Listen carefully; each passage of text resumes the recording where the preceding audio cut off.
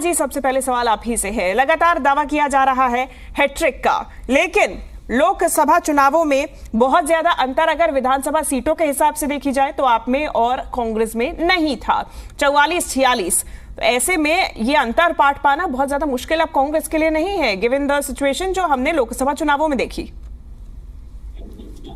देखिए शिवानी जी, जब से लोकसभा के चुनाव हुए हैं और जो रिजल्ट हमारे सामने आया, हरियाणा में 5-5 सीटें मिली, उसके बाद से जितने भी न्यूज में डिबेट हुई हैं, मैं हमेशा से एक कहती आई हूं, जो मेरा अपना खुद का आंकलन भी है और हमारे प्रदेश की जनता का आंकलन भी है। जितने इंडिया गठबंधन के लोग थे, उन्होंने जितनी कोशिश करनी थी वो कोशिश उन्होंने कर ली। साम दाम दंड भेद और जो भी भ्रम फैलाने की नीति अपनाई विपक्ष के लोगों ने, कांग्रेस उसमें प्रमुखता से थी, आम आदमी पार्टी उसके बाद थी, अन्य पार्टी विपक्षी पार्टियां उसमें एकजुट थी। और आपने देखा संविधान बदलने की बात, आपने देखा जाति और धर्म के आधार पर नफरत फैलाने की बात, और भारतीय जनता पार्टी के विकास के जो काम है उनके खिलाफ जो भ्रम पैदा कर सकते थे वो उन्होंने सब कुछ अपनाई करके देख लिया। उसके बाद अब उनके पास कोई ब्रह्मास्त्र नहीं बचा है।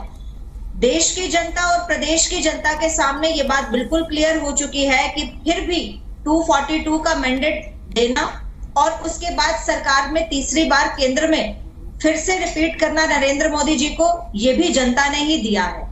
और आप देखिएगा, मेरा ये पूर्ण विश्वास है कि तीसरी बार हरियाणा में भी भारतीय जनता पार्टी की सरकार बनेगी। और लोग जो हैं, देखिए पिछले कुछ दिनों से सत्ता परिवर्तन की बात को लेकर विपक्ष बोल रहा है, लेकिन सत्ता परिवर्तन और जो ये परिवर्तन, जो बदलाव की सत्ता लानी थी, सरकार लानी थी, वो तो जनता ने किया ही था।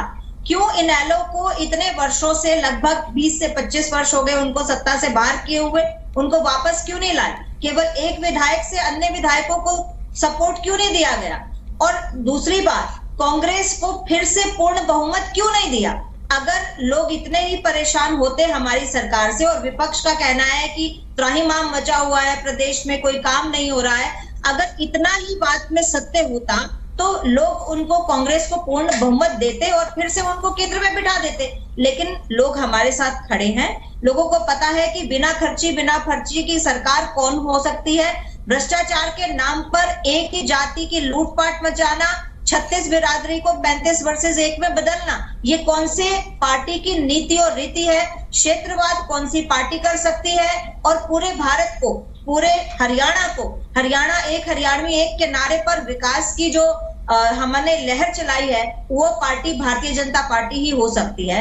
और हरियाणा प्रांत की जनता बहुत समझदार है, टेक्निकली बहुत साउंड है, पॉलिटिकली बहुत साउंड है, राजनीति को यहाँ का बच्चा भी समझता है कि रगों में राजनीति का खून दौड़ता है। इसलिए वो ये बात समझेंगे कि अगर सिरसा से लेकर, अंबाला से लेकर महेंद्रगढ़ तक, नूंह तक भी अगर विकास की लहर चली है तो वो केवल भारतीय जनता पार्टी की सरकार में ही चली है।